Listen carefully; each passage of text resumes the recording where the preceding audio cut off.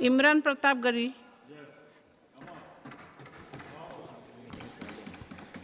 Ma'am, मैं प्रधानमंत्री जी की Imran ji, you have 5 minutes.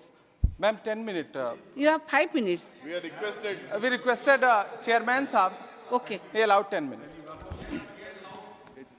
Ma'am, प्रधानमंत्री जी की सैकड़ों बार थपथपाई गई मेज के बीच अंतरिम बजट पेश किया गया और बड़े बड़े दावे किए गए। देश ये कैसा बनाया आपने, लूट कर पैसा बनाया आपने, देखिए जलते दिए भी बुझ गए, अजब दीपक राग गाया आपने। मैम, पूरा सदन अमृत काल के बजट की चर्चा कर रहा है, मैं तो गरीबों की रोटी और दाल के बजट की चर्चा करूंगा।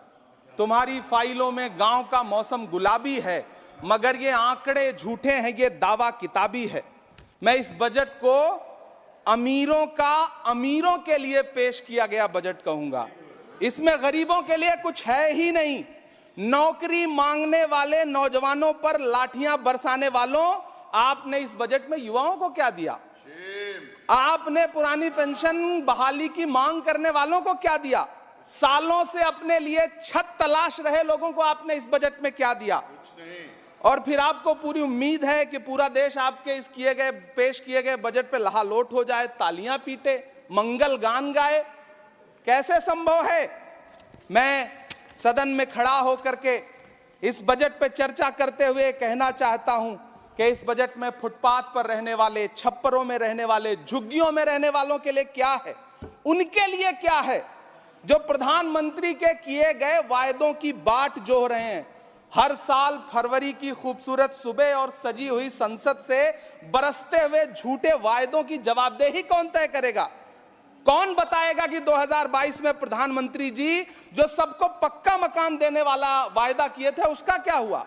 लोगों के सरों पर छत देने वाले प्रधानमंत्री जी के जुमलों से अलग उन्हें यह क्यों नहीं दिखता कि राज्यों में बैठे हुए उनके नुमाइंदे लोगों के सरों की छतें उजाड़ रहे हैं? उत्तर प्रदेश हो, असम हो, जम्मू कश्मीर हो, मध्य प्रदेश हो, भाजपा शासित राज्यों के बुलडोजर न सिर्फ लोगों के घरों को उजाड़ रहे हैं बल्कि कुचल रहे हैं लोकतंत्र को, संविधान को, अदालतों के मेयार को। मैम, मैं आंकड़ों की बाजीगरी से अलग हट करके इस बजट पर एक बात कहना चाहता हूं। आंकड़े तो ऐसे हैं इस बजट के, ये कह रहे हैं 4 करोड़, वित्त मंत्री जी 3 करोड़ कहती हैं, प्रधानमंत्री जी 4 करोड़ कहते हैं। पहले तो आप इस झूठ में ही आपस में ही सलट लीजिए कि 4 करोड़ सही है या 3 करोड़ सही है।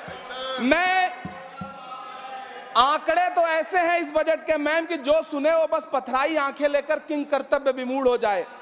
लेकिन झील में पानी बरसता है हमारे देश में, झील में पानी बरसता है हमारे देश में, खेत पानी को तरसता है हमारे देश में, जिंदगी का हाल खस्ता है हमारे देश में, दूध महंगा खून सस्ता है हमारे देश में।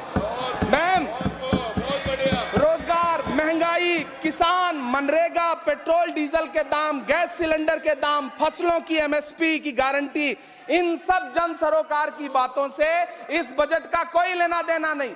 हमारे ट्रेजरी बेंच के साथी हंगामा कर रहे हैं। मैं तो कहना चाहता हूं मैम, वो एक बार इनके एक नेता एक गांव में गए और उन्होंने गांव में कहा कि गांव वालों आओ, मैं तुम्हारी समस्याएं समाप्त करना चाहता हूं। गांव वाले इकट्ठा हो गए। नेताजी ने गांव वालों से कहा बताओ तुम्हारी 2 समस्याएं बताओ, मैं दोनों समस्याओं का यहीं पे समाधान करूंगा। तो गांव वालों ने कहा साहब हमारी पहली समस्या है कि हमारे यहाँ कोई हॉस्पिटल नहीं है। तो नेताजी ने मोबाइल निकाला, कहीं फोन मिलाया और मिला के फोन पे पता नहीं क्या कुछ कहा कि यहाँ गांव में हॉस्पिटल नहीं है, हॉस्पिटल तुरंत, यहाँ हॉस्पिटल चाहिए। गांव वाले खुश हो गए कि 1 मिनट में यहाँ हॉस्पिटल आ रहा है। अगली समस्या के बारे में उन्होंने, नेताजी ने गांव वालों से कहा कि मैंने आपकी पहली समस्या समाप्त कर दी, दूसरी समस्या बताओ। तो गांव वालों ने कहा साहब इस गांव में कोई भी मोबाइल का नेटवर्क ही नहीं है। ये है इनके काम करने का तरीका, ये है झूठ बोलने का तरीका। इन्होंने वायदे किए बड़े बड़े, जो 10 साल के इनके वायदे हैं मैं उनके बारे में बात करूंगा। वायदों से ज्यादा इनके नारों पे बात करूंगा। पहला नारा था बहुत हुई महंगाई की मार, अब की बार मोदी सरकार। आइए इस नारे की समीक्षा करते हैं। पेट्रोल, डीजल, गैस, ये तो बड़ी बड़ी बातें हैं। आटा, चावल, दूध, दही, पनीर, छाछ, सब चीज पे जीएसटी। अरे ये फिल्में टैक्स फ्री करने वाले लोग कफन तक पर जीएसटी लगा रहे हैं और ये गरीबों की बात करते हैं। मैम ये सरकार झूठ की सरकार है। ये सरकार के जितने दावे हैं सब खोखले हैं। आज प्रधानमंत्री जी कह रहे थे सबका साथ सबका विकास। ये कैसा सबका साथ सबका विकास?